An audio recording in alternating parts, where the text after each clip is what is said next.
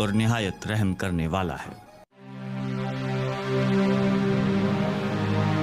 حضرت خباب بن ارت رضی اللہ تعالیٰ عنہ بھی انہی مبارک ہستیوں میں سے ہیں جنہوں نے امتحان کے لیے اپنے آپ کو پیش کیا تھا اور اللہ کے راستے میں سخت سے سخت تکلیفیں برداشت کی۔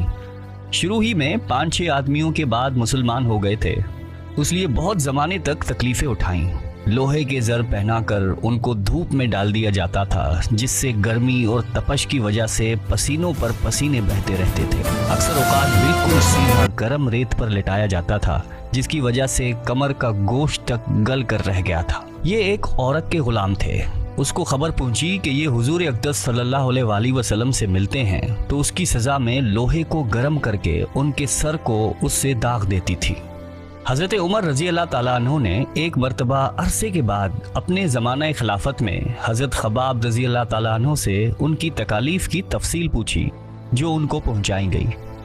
انہوں نے عرض کیا کہ میری کمر دیکھیں۔ حضرت عمر رضی اللہ تعالیٰ عنہ نے کمر دیکھ کر فرمایا کہ ایسی کمر تو کسی کی دیکھی ہی نہیں۔ انہوں نے عرض کیا کہ مجھے آگ کے انگاروں پر ڈال کر گھسیٹا گیا، میری کمر کی چربی اور خون سے وہ آگ بجھی۔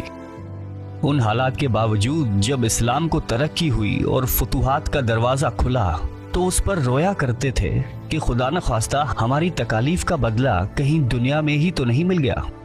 حضرت خباب رضی اللہ تعالیٰ عنہ کہتے ہیں کہ ایک مرتبہ حضور اقدس صلی اللہ علیہ وآلہ وسلم نے خلاف عادت بہت ہی لمبی نماز پڑھی۔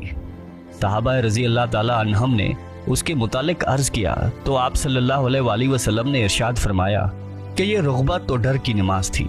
میں نے اس میں اللہ تعالیٰ سے 3 دعائیں کی تھی، 2 ان میں سے قبول ہوئیں اور ایک کو انکار فرما دیا۔ میں نے یہ دعا کی کہ میری ساری امت قحط سے ہلاک نہ ہو جائے، یہ قبول ہو گئی۔ دوسری یہ دعا کہ ان پر کوئی ایسا دشمن مسلط نہ ہو جو ان کو بالکل مٹا دے، یہ بھی قبول ہو گئی۔ تیسری یہ دعا کی کہ ان میں آپس میں لڑائی جھگڑے نہ ہوں، یہ بات منظور نہیں ہوئی۔ حضرت خباب رضی اللہ تعالیٰ عنہ کا انتقال 37 ہجری میں ہوا اور کوفہ میں سب سے پہلے صحابی یہی دفن ہوئے۔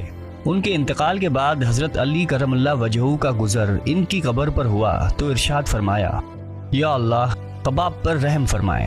اپنی رغبت سے مسلمان ہوا اور خوشی سے ہجرت کی اور جہاد میں زندگی گزارتی اور مصیبتیں برداشت کی۔ مبارک ہے وہ شخص جو قیامت کو یاد رکھے اور حساب کتاب کی تیاری کرے اور گزارے کے قابل مال پر قناعت کرے اور اپنے مولا کو راضی کرے۔ حقیقت میں مولا کو راضی کر لینا انہی لوگوں کا حصہ تھا کہ ان کی زندگی کا ہر کام مولا ہی کی رضا کے واسطے تھا۔ اللہ تعالی ہم سب کو قلب سلیم عطا فرمائے اور